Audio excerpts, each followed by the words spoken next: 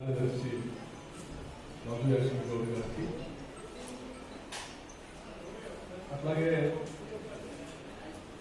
మాజీ రాష్ట్ర కాంగ్రెస్ కమిటీ అధ్యక్షులు డాక్టర్ పొన్నాల లక్ష్మీ గారికి, నగర కాంగ్రెస్ కమిటీ అధ్యక్షులు మాజీ పార్లమెంట్ సభ్యులు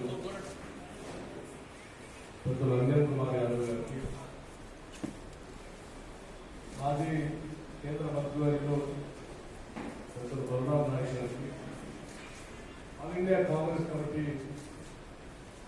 స్పోక్స్ పర్సన్ సభ్యులు డాక్టర్ దాసు శ్రీరామ్ గారికి, మాజీ శాసనమండలి సభ్యులు డాక్టర్ రాహుల్ నాయక్ గారికి,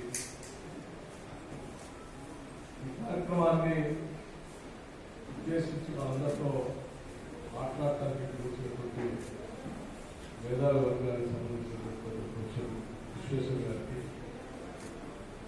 అనేక సంవత్సరాలుగా రెండు ఉమ్మడి తెలుగు రాష్ట్రాల్లో కూడా వారి జర్నలిజం చేత అనేక మందిని ప్రభావితం చేసినటువంటి డాక్టర్ శ్రీనివాస్ రెడ్డి గారికి, రాష్ట్ర కాంగ్రెస్ కమిటీ ఓబీసీ సెల్ అధ్యక్షుడు కత్తి వెంకటస్వామి గారికి,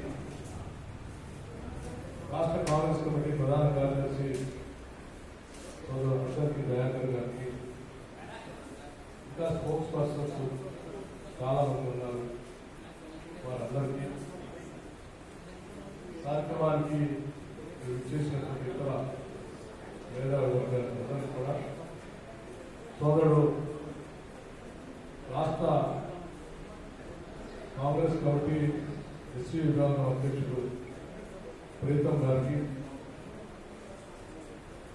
మీ అందరూ కూడా ముందుగా నా హృదయపూర్వకమైనటువంటి నమస్కారం. ఈ కార్యక్రమం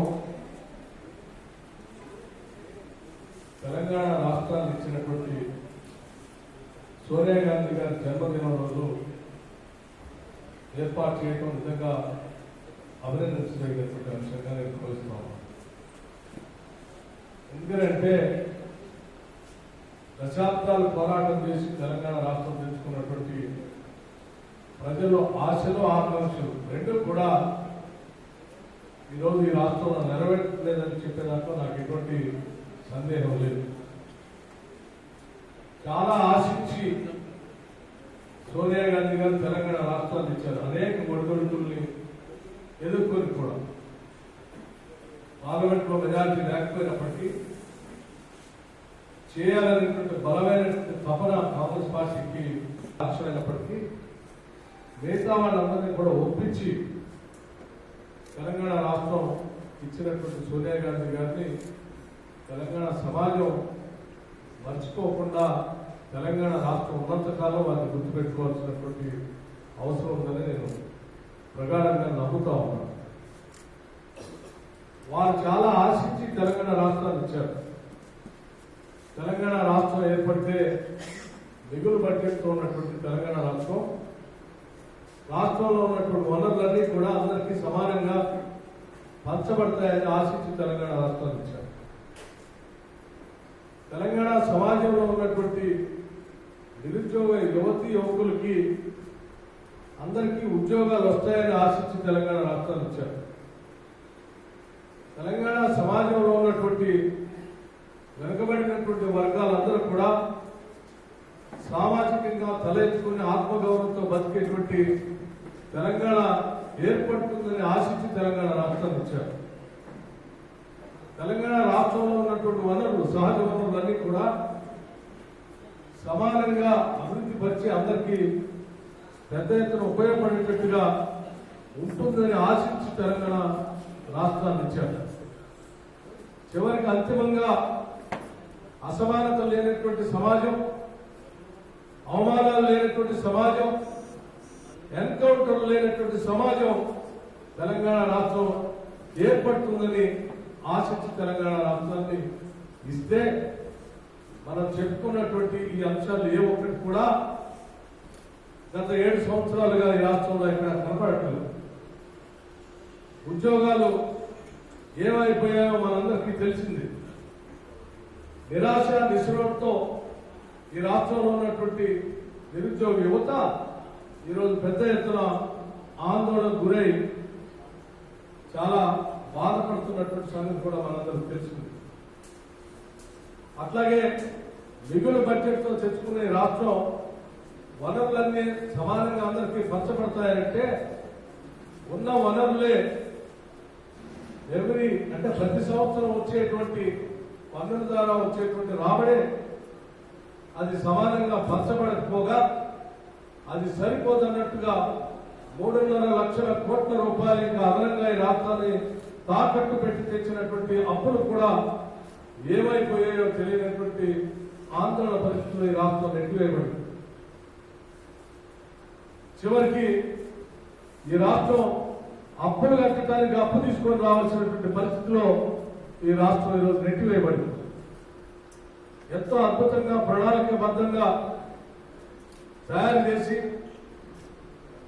గతంలో పెట్టినటువంటి పెట్టుబడుల ద్వారా వచ్చేటువంటి ఆదాయం దాదాపు 1,82,000 కోట్లకి పెరిగే స్థాయిలో బడ్జెట్ పెరిగే స్థాయిలో అందించినటువంటి ఈ రాష్ట్రం ఈరోజు అత్యంత ఆందోళనకరమైన పరిస్థితుల్లో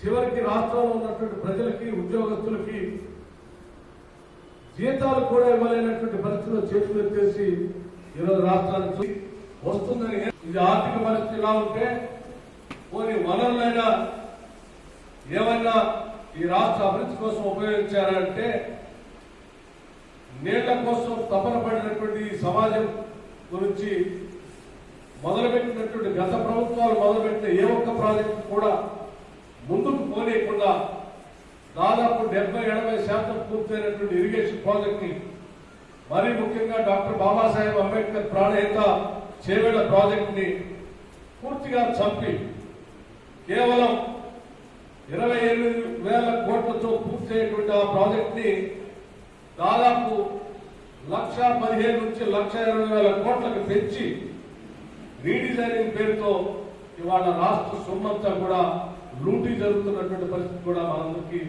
తెలిసింది. ఈ ఇరిగేషన్ ప్రాజెక్టు ద్వారా కనీసం 1 ఎకరానికి కూడా నీళ్లు ఇవ్వలేనటువంటి పరిస్థితుల్లో ఈరోజు రాష్ట్రంలో ఉన్నాం.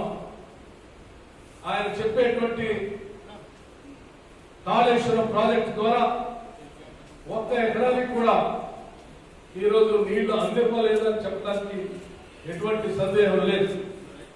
ఈరోజు ఆ పరిసర ప్రాంతాల్లో పారుతున్నటువంటి నీళ్లన్నీ కూడా గతంలో కట్టినటువంటి ఎస్ఆర్ఎస్పీ ప్రాజెక్టు ద్వారానో మిడ్ మానేర్ ప్రాజెక్టు ద్వారానో లేకపోతే ఆనాడు మనం తీసినటువంటి కాలువలు కాకతీయ కెనాల్ ద్వారానో లోయర్ మానేర్ ద్వారానో పారుతున్నాయి తప్ప ఈనాటి నీళ్లతో 1 ఎకరానికి కూడా డిస్ట్రిబ్యూటర్ ఛానల్ పెట్టి నీళ్లు ఇచ్చినటువంటి పరిస్థితి లేదు. కానీ 1,00,000 కోట్లు మాత్రం అయిపోయాయి. అంటే నీళ్లు రాలేదు, నిధులు కూడా అయిపోయాయి. అలాగే దీంతో పాటు ఆనాడు మొదలుపెట్టినటువంటి ఇందిరా సాగర్, రాజీవ్ సాగర్ కేవలం 1,500 కోట్లతో అయిపోయేటువంటి 2 ప్రాజెక్టుని రీడిజైన్ పేరు మీద 15,000 కోట్లకు పెంచడమే కాకుండా దానితో పాటు ఈ మధ్య ఇంకొక డ్యామ్ కూడా ఆనకట్ట కూడా కట్టాలని దానికి 5,000 కోట్ల దాకా పెంచి చేసినటువంటి దుర్మార్గమైనటువంటి ఆలోచన చూస్తూ ఉంటే అసలు ఈ రాష్ట్రం తెచ్చుకున్నది కేవలం కేసీఆర్ అంటే కె చంద్రశేఖరరావు గారు, ఆయన కుటుంబ సభ్యులు ఈ రాష్ట్ర నిధుల్ని, ఈ రాష్ట్ర వనరుల్ని వాళ్ళు దోచుకోవటానికి తెచ్చుకున్నట్టుగానే ఉంది తప్ప 4 కోట్ల మంది తెలంగాణ ప్రజలకి పంచే విధంగా ఏ ఒక్క రోజు కూడా ఈ రాష్ట్రంలో జరగట్లేదు అని లెక్కలు చూస్తూ ఉంటే చాలా స్పష్టంగా మనందరికీ అర్థమవుతాం. మరి ఇన్ని జరుగుతూ ఉంటే మధుయాశ్రీ గారు చెప్పినట్టు మేధావర్గం అంతా కూడా ఎందుకు మౌనంగా ఉంది? విద్యార్థి యువత అంతా కూడా ఎందుకు నిశ్శబ్దంగా ఉంది అంటే రాజ్య హింస చాలా ప్రమాదకరమైంది. తెలంగాణ రాష్ట్రంలో కె చంద్రశేఖరరావు గారి నాయకత్వంలో ప్రజాస్వామ్యయుతంగా పాలన జరగకుండా ఉన్న యంత్రాంగం మొత్తాన్ని కూడా ముఖ్యంగా పోలీస్ యంత్రాంగం దగ్గర నుంచి మొదలుపెడితే బ్యూరోక్రసీ వరకు కూడా అందరినీ కూడా ప్రతిపక్షాలను అణగదొక్కడానికో విద్యార్థి యువకుల్ని అక్రమంగా కేసు పెట్టి భయపెట్టడానికో మేధావి వర్గం మాట్లాడితే నిర్బంధించడానికో లేకపోతే రకరకాలైన ఒత్తిళ్లకు ఉపయోగించుకోవడానికే ఈ పాలన యంత్రాంగం మొత్తాన్ని వాడుతున్నారు తప్ప రాష్ట్ర పాలనకి ఎక్కడ కూడా వాడట్లేదు. దాదాపు 45,000 కోట్ల రూపాయలు జీతాలు పొందేటువంటి వ్యవస్థ మొత్తాన్ని రాష్ట్ర పాలన నుంచి కేవలం ప్రతిపక్షాలని, మేధావుల్ని, యువకుల్ని అణగదొక్కడానికే ఈ యంత్రాంగం మొత్తాన్ని వాడటం వల్ల ఈరోజు వాళ్ళు నిశ్శబ్దంగా ఉన్నారు తప్ప నిజంగా వాళ్ళ గుండెల్లో ఈ ఆవేదన లేక కాదు, లేకపోతే ప్రశ్నించాలనేటువంటి ఆలోచన లేక, లేకపోతే ఇంకో రకమైనటువంటి ఉద్యమాలు చేయలేక కారే కాదని కూడా ఈ సందర్భంగా మనం అందరం గమనంలో తీసుకోవాలి. మరి ఇది ఎంతకాలం ఇలా పోనివ్వాలి అంటే తప్పదు. సమయం ఆసన్నమైంది. ఇంకా ఎక్కువ కాలం ఎదురు చూస్తూ ఉంటే ఈ రాష్ట్రం అసలు ఏమైపోతుంది అనేటువంటి ఆందోళన కూడా కలుగుతుంది. కాబట్టి ఎటువంటి ఒత్తిళ్లు వచ్చినా, ఎటువంటి అక్రమ పోలీస్ కేసులు వచ్చినా, ఏ రకమైనటువంటి విధానాన్ని రాష్ట్ర ప్రభుత్వం అవలంబించినా వాటన్నింటినీ కూడా తట్టుకుని బయటకు వచ్చి బజారు పడి మనం తెచ్చుకున్న ఆశించిన తెలంగాణ లక్ష్యాన్ని సాధించుకోవడం కోసం బయటకు రావాల్సినటువంటి తరుణం ఆసన్నమైనది. ఇప్పుడు కూడా మనం రాకపోతే చాలా తెలంగాణ రాష్ట్రానికి చాలా నష్టం చేసినటువంటి వాళ్ళు అవుతాం. ఏదైతే ఆశించి తెలంగాణ రాష్ట్రాన్ని సోనియా గాంధీ గారు ఇచ్చారో వారి ఆశయాల్ని మనం ముందుకు తీసుకొని పోవటం తప్ప వేరే మార్గం లేదు. వారికి నిజంగా మనం కృతజ్ఞతలు ఏమాత్రం కృతజ్ఞతలు చెప్పాలన్నా, నిజమైనటువంటి అభినందనలు చెప్పాలన్నా జన్మదిన సందర్భంగా వారు ఆశించిన లక్ష్యాల్ని, ఇచ్చిన తెలంగాణ ఆశల్ని నెరవేర్చడం కోసం మనం అడుగులు ముందుకు వేస్తూ దాన్ని సాధిస్తేనే నిజంగా సోనియా గాంధీ గారి ఆశలు, ఆశయాలు, లక్ష్యాలు తెలంగాణ రాష్ట్రం కోసం మనం సాధించినటువంటి వాళ్ళం అవుతాం. కాబట్టి ఈ సమావేశం ద్వారా తప్పనిసరిగా ఈ రాష్ట్ర సమాజానికి ఒక అద్భుతమైనటువంటి పిలుపు ఇవ్వాల్సినటువంటి అవసరం ఉందని నేను మనసా వాచ నమ్ముతా ఉన్నాను.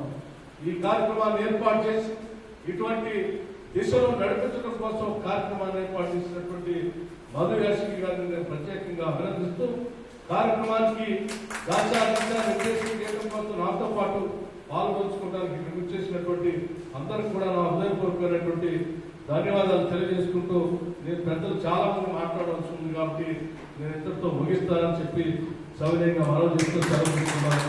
జై హింద్.